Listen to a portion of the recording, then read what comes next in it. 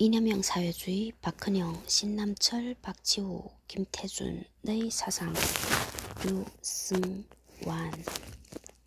9번째 80페이지 24년 9월 26일 목요일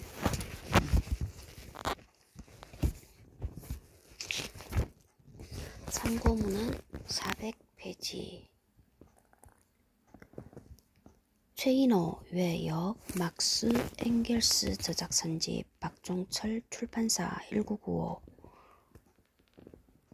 学术解放纪念论文集朝鲜学术院1946현대일보 선인문화사 인인本 1946 2. 북한자료 400페이지 김일성 종합대학 학부 철학경제학 김일성 종합대학 출판사 2009 대중정치용어사전 조선노동당 출판사 1959-1964 3판 역사사전 평양 사회과학원 역사연구소 1970 동징 쉐요书房 번각판 1971 막스 엥겔스 전집 1-6 소련공산당 볼셰비크 중앙위원회 직속 막스 엥겔스 레니연구소 평양 북조선노동당 출판사 1948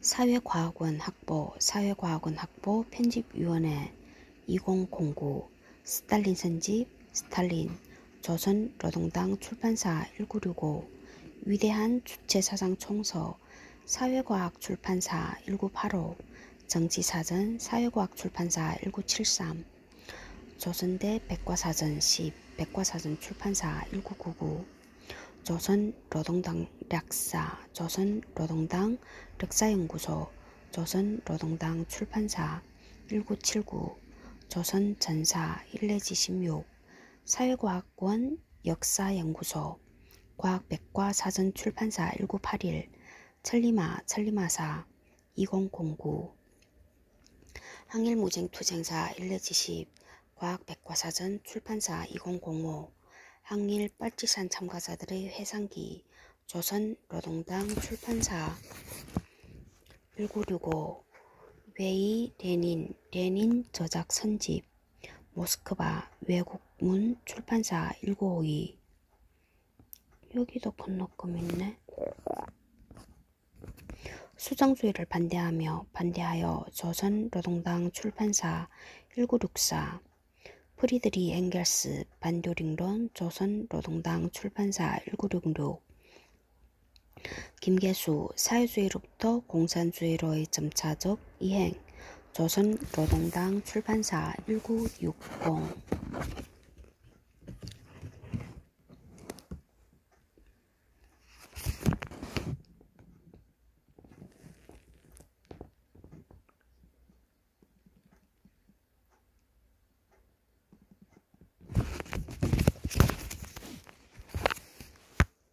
80페이지 이념형 사회주의 박헌영, 신남철, 박지우, 김태준의 사상 제2장 사회주의적 근대기획 동아협동체론 대동아공영론은 비합리성의 철학에 기반한 이데올로기적 근대화 담론이다. 그런데 제국의 주체 동화되기를 갈망하는 식민지 내부의 타짜화된 지식인 들은 소위 내선일체, 일선동조론, 황도유학 등의 이데올로기를 만들어내었다. 이들 논리는 식민지 근대성이 가진 비합리성을 보완하여 식민지 통치에 복무하는 것이었다. 이 논리의 철학적 기초는 유토피아적 허위의식으로 볼 수 있다. 유토피아적 허위의식은 이데올로기적 근대화의 내면화이며 타자화된 식민지 지식인이 제국의 주체와 동일화되기 위한 시도이다. 식민지의 민중이 식민지 근대성을 일상적으로 받아들이는 것은 복종의 논리에 불과하지만 식민지 지식인의 시도는 복종의 논리로 발전한다. 위에는 이런 푸 쓰고 밑에는 푸른이라 푸 썼네. 복종의 논리는 식민지 민중에게 절대적 희생을 강요하는 억압 논리로 현실화되었다. 이를 극복하는 실천으로 사회주의적 근대기획이 설정되었다. 제국, 식민의 관계로 구조화된 식민지 근대성과 자본주의적 근대기획의 주체인 민족 주체성은 양립 불가능한 것이었고, 식민 지배 체제가 완성되어 갈수록 민족 주체성은 소멸되어 갔다. 사회주의적 근대기획이 가지는 주체적, 합리적 근대성을 맹하는 동아협동체론에 대한 박지우의 이데올로기 비판에서 발견된다. 피나 흙의 숙명에 비긴다면 운명 개념은 훨씬 더 융통성을 가진 것이어서 당면의 문제인 일지관계에 비추어 보더라도 가령 구미 제국주의로부터의 공동방호라는 이 같은 공통된 운명관을 사이에 넣는다면 피와 흙의 비합리주의로서는 풀 수 없을 여러 가지의 이론적 난점에 대답할 길이 열릴 것이다. 다만 이 같은 가능성으로의 운명을 어떻게 현실적인 사명의 위치에까지 잡아당길 것인가, 즉 운명의 사명화, 윤리화의 문제가 남아있는 것이지만 그야 어찌 되었든 간에 여기서 우리가 특히 잊어서는 아니 될 것은 운명 개념의 배후에 숨어있는 준혈무쌍한 변증법의 존재이다. 변증법은 본질적으로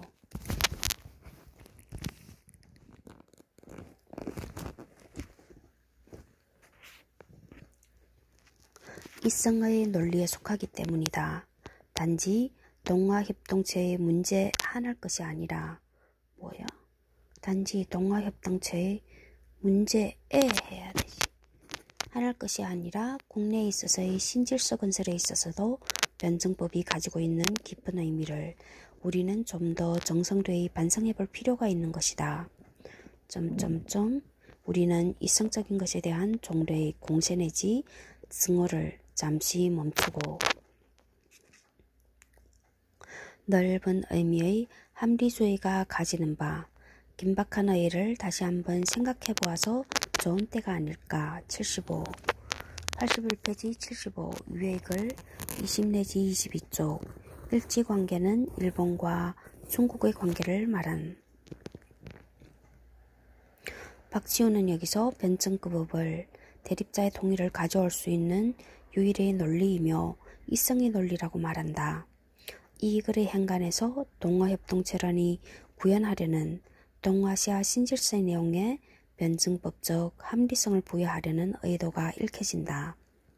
박지우는 동아협동체론이 비합리성의 원리를 공유하면서 민족주의 숙명론에서 지역주의 운명론으로 발전하였다고 평가하였다. 그러나 지역주의 운명론 역시 비이성적 전체주의이며 그 한계를 극복하는 데 하는 개인과 전체, 민족과 민족 사이의 변증법적 통일이라고 지적하였다. 박지우의 논문이 동아협동체론을 보완하는 논조를 빌리고 있는 것은 당시 시대사정상 불가피한 것이다. 그러나 전체적 내용을 보면 새로운 동아시아 신질서에 사회주의적 내용성을 부여하려는 의도가 들어있음을 알 수 있다. 그 철학적 기반은 변증법의 합리성이다. 일제하에서 유보된 이 근대 사상은 해방 공간에서 실현 가능한 합리적 근대 담론으로 나타났다. 이 새로운 근대 담론은 해방 공간에서 인민의 새나라 건설이라는 사회적 역사적 과제와 연결된 이데올로기로서 강렬한 실천성을 보여주었다. 이 실천성은 민족 모순과 계급 모순을 극복하여 식민지 반봉건 단계에 놓여있는 조선을 근대화시키기 위한 주체적 대응이었다. 조공그룹이 기획했던 근대화의 내용은 통일 독립국가, 인민의 새나라 건설의 전망에서 집약된다. 그들은 근대화라는 역사적 과제를 사회주의적 경로를 통하여 달성하고자 하였다.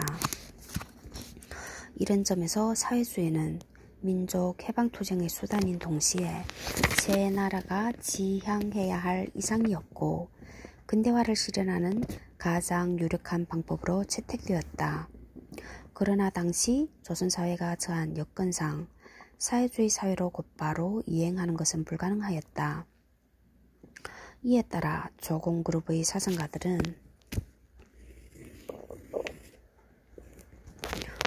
조선사회의 특수성에 맞는 근대를 기획하였다. 그것은 자본주의 단계를 경과하지만 자본주의가 아니며 사회주의를 지향하지만 사회주의 단계는 아닌 근대화의 기획이었다. 이런 점에서 그들의 사상은 사회주의적 근대기획이라는 개념으로 정립될 수 있다. 한다면 조선이 전취할 민주주의는 어떠한 성격의 민주주의일 것인가?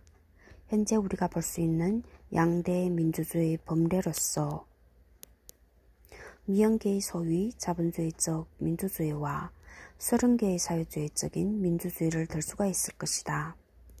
그러나 미형식을 흉내내려다는 재산이라고는 땅덩어리밖에 없는 조선으로서 무엇을 가지고서 그 방대한 투자에 보상할 것인가? 식을 흉내내려다는 재산이 여기에 이거 틀린 것 같은데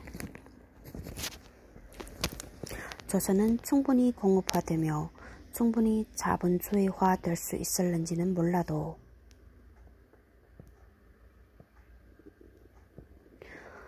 국토 전체를 들어서 제공하여도 오히려 부족할 이 의미에서 새로운 식민지로 떨어지고 말 것은 십중팔구다. 하다면 사회주의적인 민주주의는 어떨까? 그러나 농민이 아직도 인구의 8할을 점하고 있어. 이 8할이 365일 노동한 결과가 자기와 그리고는 겨우 나머지 2할이 먹고 살 식량 생산밖에는 더 안 된다는 빈약한 생산력을 토대로 한 극도로 후진적인 전자본주의 사회가 일거에 사회주의 사회로 비약할 수는 도저히 없을 것이다. 지금 당장 억지로 사회주의화 시킨다면 공평된 빈곤이나 빈곤의 공평은 기할 수 있어도 사회주의가 기하는 공평된 충족이나 충족의 공평은 바랄 수가 없는 것이다. 76. 现代日报社说 1946년 3월 26일자 사설에는 박지우 특유의 문제가 보인다. 여기서 보이는 박지우의 민주주의론은 신남철이 조선문학자대회에서 제기한 신민주주의론과 논지를 같이 하고 있다. 사회주의적 근대기획은 자본주의 단계를 경과하지만 사회주의를 지향하지만 반드시 자본주의 변혁 단계를 경과해야 하는 조건에서 근대화를 추진하기 위한 전략이었다. 따라서 그것은 식민지 근대성에 대응하는 주체적, 합리적 근대성으로 자리매김될 수 있다. 사회주의적 근대기획의 구체적 내용은 조선사회의 경제적 구조로부터 규정, 도출되는 것이다. 조선 사회경제의 생산력의 발전을 저해하고 토착 자본과 중공업의 정상적 발전을 억제한 물질적 기초와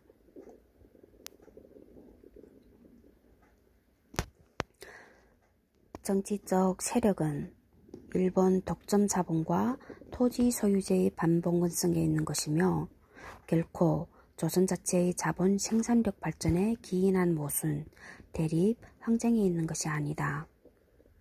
오히려 조선에 있어서 일본 독점 자본의 발달과 지배는 이 봉건적 농업체제를 내부적으로 격화, 공고히 하여 그것을 토양으로 자기를 유지 발전하면서 봉건적 대립항쟁, 모순을 확대 재생산하였던 것이다. 77. 권태섭, 조선경제의 기본구조, 부르주아 민주주의적 개혁의 길 327쪽 위의 인용에서 식민지 근대성은 조선의 봉건적 농업체제의 전 근대성을 온전 강화시키면서 자본주의 발전을 저해하는 식민지 반봉건성의 원인으로 파악되고 있음을 알 수 있다. 경제적 토대로부터 교정되는 조선사회의 식민지 반봉건성을 변혁하는 실천이 바로 식민지 근대성에 대립되는 사회주의적 근대기획의 내용일 것이다. 3.1운동 이후의 세칭 사회운동이란 것은 노동자, 농민, 청년 등 운동이 그 내용을 구성하였고 그 지도 이념은 외면상으로는 사회주의 사상이라고 볼 수 있으나 그 본질에 있어서 우리가 그 당시에 일본을 반항하는 첫째, 민족 해방이요. 둘째, 토지문제 해결과 노동자 농민의 해방을 부르짖으니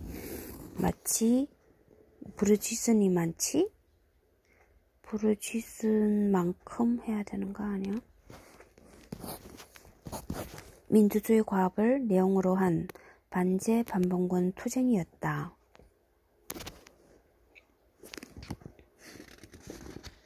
78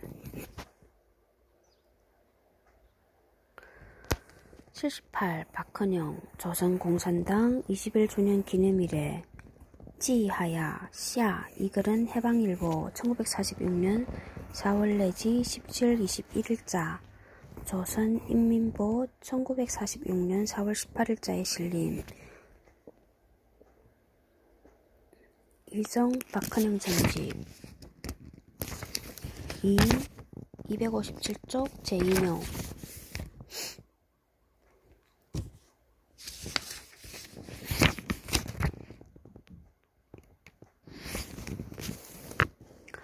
이 인용에서는 세계사적 보편성으로서의 사회주의 이념이 식민지 반봉건 사회인 조선에서 적용할 경우에 어떤 성격을 띠게 되는가를 설명하고 있다.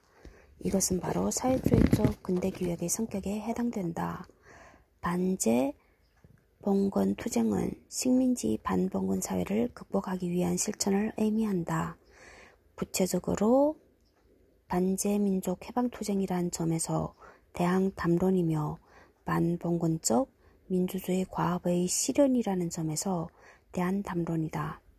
이것은 사회주의적 근대기획의 성격이자 핵심 내용이다. 일제하와 해방공간을 일관하는 부르주아 민주주의 혁명론이 공유했던 핵심 과제는 토지개혁이었다.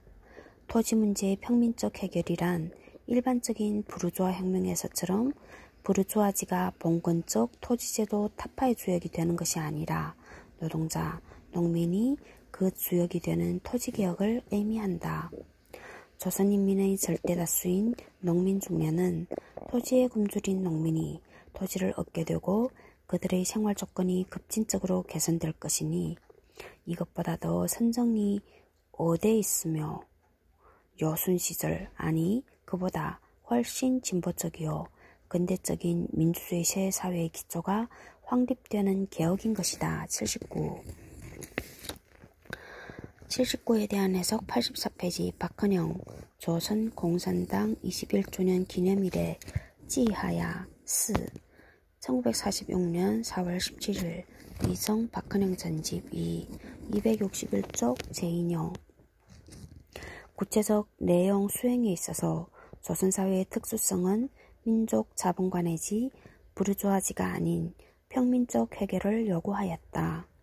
이 요구는 사회주의적 근대기획의 주체 정립으로 나타난다. 이 주체의 지향점은 식민지 근대성의 모순을 극복하는 것이다. 85페이지 제2장 사회주의적 근대기획 3. 사회주의적 근대기획의 한계점 1. 유럽 중심주의 사회주의는 자본주의의 기술적 근대성을 토대로 하여 해방적 근대성을 구현하려 하였다. 자본주의와 사회주의의 공통점은 서구 중심주의적 역사 발전관이다. 서구 중심주의적 역사 발전관 기술적 근대성의 관점에서는 사회주의도 유럽 중심주의적 세계관의 산물이다. 자본주의적 관점에서 접근한 근대화론은 서구 열강의 침략을 정당화하는 제국주의 이데올로기였다. 이것은 일본 제국주의 논리와 연결되어 있다. 사회주의적 근대기획 역시 자본주의와의 대립성에도 불구하고 유럽 중심주의로부터 자유롭지 못하다. 유럽 중심주의의 서양 중심적 역사관은 헤겔에서 체계화되어 막스, 베버로 이어졌다. 유럽 중심주의는 세계를 유럽과 비유럽 또는 주체와 타자로 양분하는 이분적법 역사관이었다. 유럽은 자본주의 혁명을 수행한 역사적 주체이며 비유럽은 유럽을 수용하거나 이식받아야 하는 대상적 타자이다. 이 대상적 타자가 주체적으로 서구 근대를 수용하려는 시도가 자본주의적 근대기획이다. 반면 유럽이 이 대상적 타자와 직접 제국, 식민의 관계를 맺고 일체화되어야 한다는 논리를 식민지 근대성으로 규정하였다. 이데올로기적 근대성은 제국주의 침략에 대한 자기 정당화의 논리를 담고 있다. 유럽 중심주의는 그 논리의 핵심이다. 유럽 중심주의를 아시아에 적용할 때 이른바 오리엔탈리즘이 대두된다. 오리엔탈리즘은 유럽 중심주의와의 관계 속에서 대상적으로 타자화된 아시아관이다. 그러므로 오리엔탈리즘에는 유럽의 아시아 침략을 정당화하는 논리가 들어있다. 그런데 막스의 아시아관도 헤겔의 연장선상에 있었으므로 유럽 중심주의 영향에서 완전히 자유롭지는 못했다. 오리엔탈리즘이라는 용어 자체가 그와 같은 편향적 내용을 담고 있다.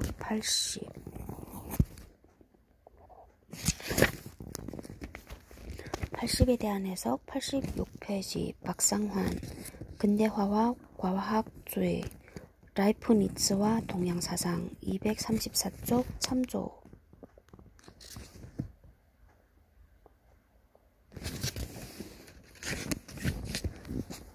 오리엔탈리즘은 동양과 대체로 서양이라고 하는 것 사이에서 만들어지는 존재론적이자 인식론적인 구별에 근거한 하나의 사고방식이다.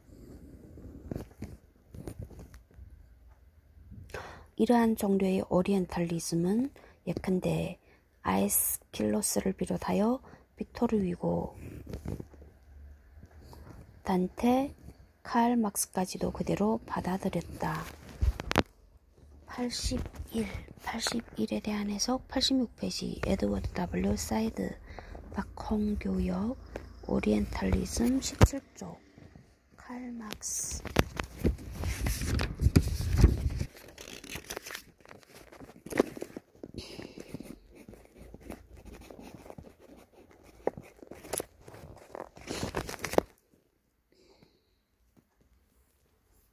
헤겔을 비판했던 막스조차도 라이프니츠 대신 헤겔의 아시아관을 따른 것을 보면 유럽 중심주의가 얼마나 벗어나기 어려운 틀인지 알 수 있다. 82에 대한 해석 86페이지 이에 대해서는 박상환, 라이프니츠, 비교 철학의 선조, 동서 철학의 소통과 현대적 전환, 도서출판상 2010 73 내지 96쪽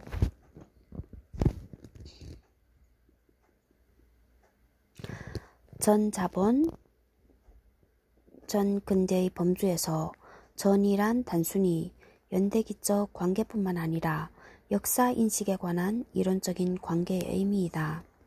막스는 자본이라는 보편적인 범주를 통해 역사를 이해했다. 막스에게 있어 어떤 사회든 자본주의가 완전히 발달했을 때에야 그 사회가 인식될 수 있고 그 사회의 전사, 지연시도 이해될 수 있는 것이었다. 그런데 막스의 자본이라는 범주는 곧 서양으로 대체될 수 있다. 83 83. 김택현. 비교된 역사 혹은 식민화된 차이. 역사의 비교, 차이의 역사, 선인 2008 31쪽. 막스에게서 자본이라는 범주가 유럽으로 대체될 수 있다면 사회주의 또한 유럽으로 대체될 가능성이 있다. 헤겔은 인류 역사를 정신의 자기성계 과정으로 파악했는데 84에 대한 해석 86페이지 84 박상환 라이프니츠와 동양사상 245쪽 참조. 이는 스탈린의 역사발전 5단계설이 가진 사회주의 이행의 도식성과 유사하다. 막스주의에 내재한 유럽 중심주의는 사회 진화론의 영향으로 보인다. 막스와 다윈 이론과의 친화력에 대한 명제는 엥겔스와 좌익 사회 진화론자들에 의해 주장되었다. 85에 대한 해석 86페이지 85 김용학 방법론 논쟁을 통해서 본 막스제 해석 사회학 연구 한국사회학연구소 1988 42쪽. 이 입장에서는 식민지배는 역사 발전을 위한 필요학으로 평가될 소지가 있다. 그러나 과학기술에 기반한 기술적 근대성은 반드시 식민지화의 과정을 거치지 않고도 이전이 가능하다. 명치 요신기에 일본은 고빙, 꾸 피인을 통해서 능동적으로 서구의 과학기술을 흡수했다. 이 점에서 일본이 유일하게 근대화에 성공한 것은 식민지적 근대화의 필요학에 대한 역설이다. 막스는 중국과 인도의 혁명을 분석하면서 제국주의적 침략을 기술적 근대성을 위한 필요학으로 긍정한다. 중국의 재정, 도덕, 산업 및 정치 구조에 복합적으로 작용해오던 이 모든 분해 요인들은 황제의 권위를 완전히 실추시키고 천조 제국으로 하여금 지상의 세계와 접촉하도록 강제한 영국의 대포 아래서 1840년에 완전한 발전에 이르렀다. 완전한 경리가 옛 중국의 보존의 첫째 조건이었다. 완전한 경리가 옛 중국의 보존의 첫째 조건이었다. 영국이라는 매개에 의해 이러한 경리는 폭력적으로 종결되고 말았던 바, 이 종결에 뒤이어 분해가 일어날 수밖에 없다. 영국이 중국의 혁명을 불러일으켜 놓은 지금, 문제는 이 혁명이 조만간 영국에 그리고 영국을 거쳐 유럽에 어떤 반작용을 가할 것인가 하는 것이다. 철도 체계로부터 생겨나는 현대공업은 인도가 진보하고 힘을 키우는 데 있어 결정적 장애물로 작용하는 카스트 제도의 토대인 세습적인 분업을 해체시킬 것이다. 87페이지 86 칼 막스 최인호역 중국혁명과 유럽혁명 막스 엥겔스 저작선집 2 424쪽. 이 인용문에서는 철도와 전함으로 상징되는 제국주의가 아시아의 근대화에 필요하게 된다. 이 필요하게 의해서 아시아는 진정한 세계사적 보편성에 편입된다. 박헌영은 엥겔스의 언급에 주목하였다. 근대적 전함은 근대적 대공업의 산물일 뿐 아니라 그것의 근본이기도 하며 물 위의 생산공장, 매우 낭비적인 이다. 대공업이 가장 발전한 나라들이 이들 전함의 건조를 대부분 독점하고 있다. 엥겔스 반듀림론 200쪽 87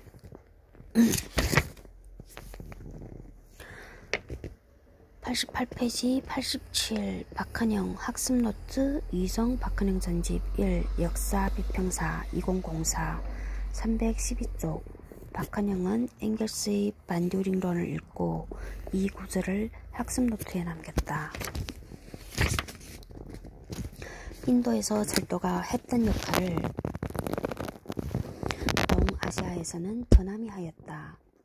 기차와 전함에 실려온 자본주의는 침략전쟁과 함께 식민지에 이식되었다. 이 과정이 막스의 눈에는 정체된 아시아 전통사회를 일깨워 사회혁명을 일으키는 일종의 합법칙적 과정으로 보였다.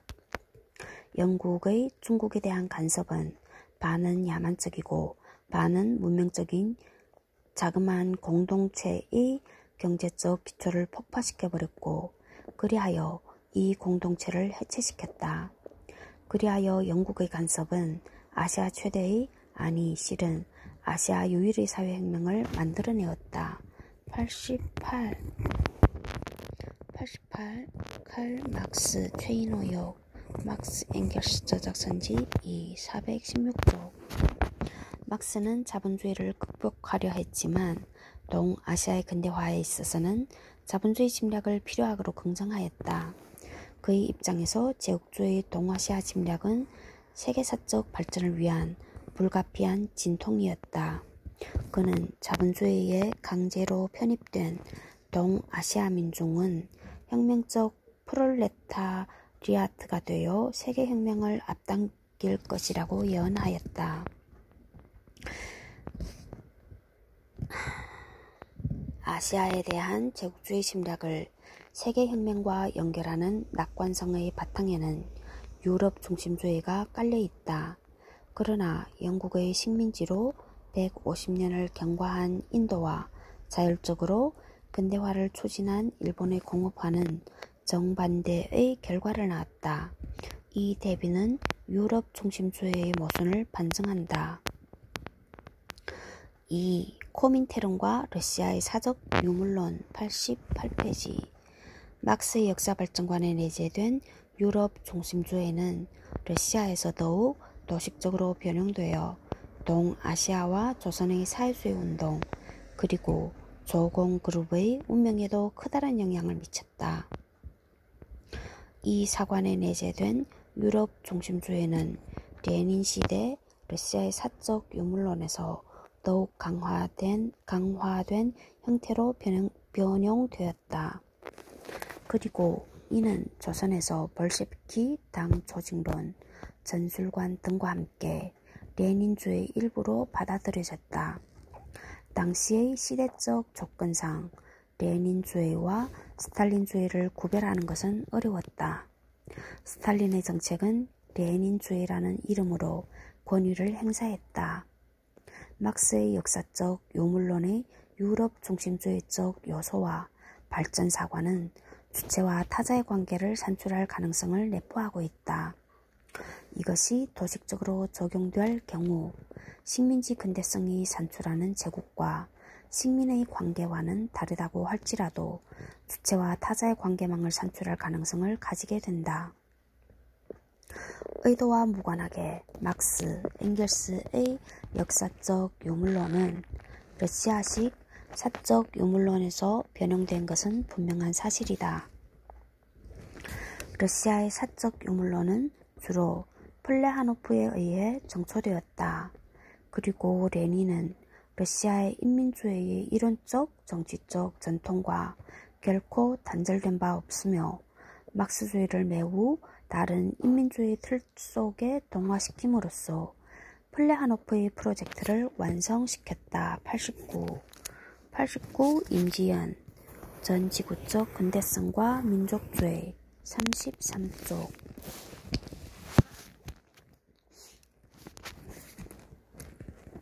이 프로젝트는 조선의 사회주의적 근대기획에 영향을 주었다. 여기서 본격적으로 다룰 문제는 아니지만 러시아식 사회주의는 조공그룹이 겪었던 사상적, 실천적 딜레마 가운데 하나이다. 1940년부터 박헌영과 함께 조선공산당 재건위원회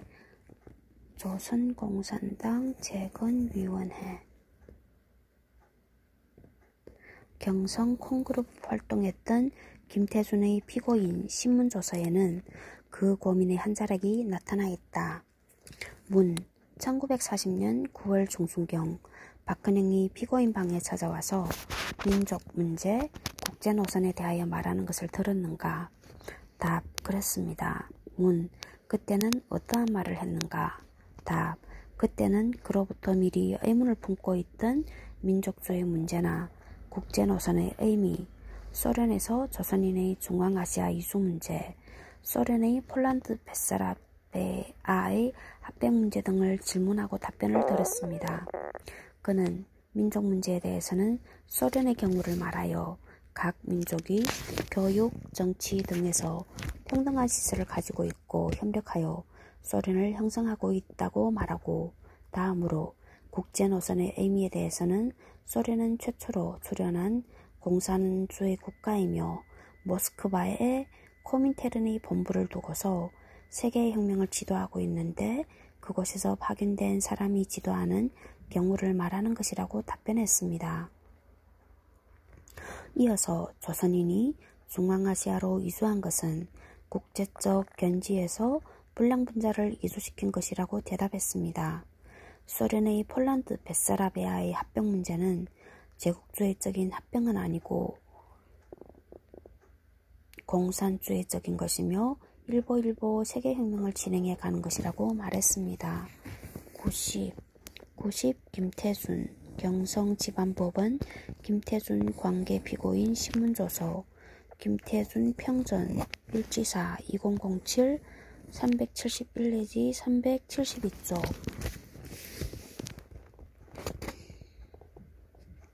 이들만이 아니라 조선의 사회주의 운동은 대체적으로 코민테른의 세계혁명 노선을 자신들의 사상적 중구로 삼고자 했고, 이는 해방 공간에서도 큰 변화가 없었다. 90페이지 91. 해방 공간에서 스탈린주의의 비판적 입장을 표명한 대표적 경우로 조봉암을 들 수 있다. 정태영 조봉암과 진보당 한길사 1991 참조. 코민테른 해체 후에도 스탈린의 역사발전 5단 개설과 일국사회주의론 그리고 그에 입각한 대외정책은 동아시아와 조선의 사회주의 운동에 중요한 영향을 미쳤다.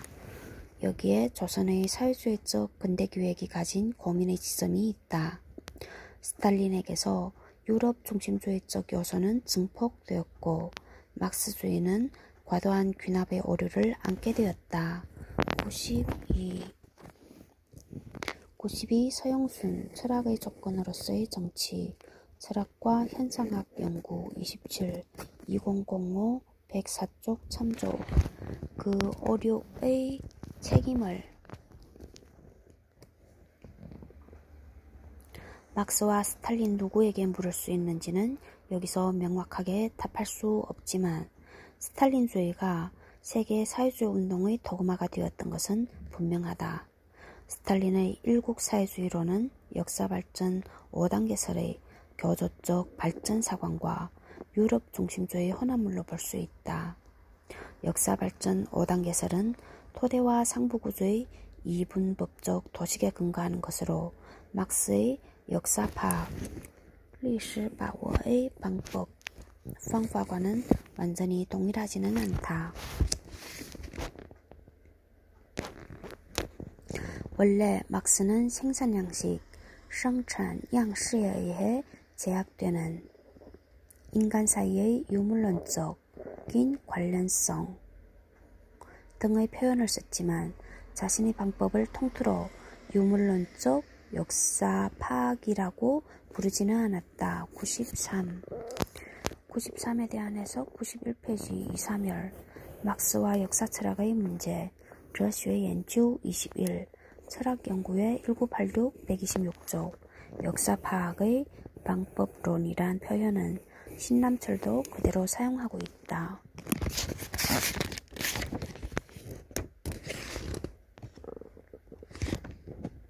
막스는 생산 양식에 의해서 제약되는 물질적 토대와 인간들 사이의 관계를 역사 파악의 기초로 보았다면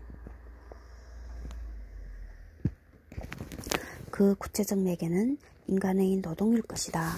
왜냐하면 철학이 대상으로 삼는 구체적 삶은 인간이 그의 주체적 행위를 자연의 가함을 통하여 산출해낸 생산품으로서의 세계이기 때문이다. 94. 91페이지 94 이순모 동양철학 연구방법 소설 현상과 인식 14 한국인문사회과학원 1990 국적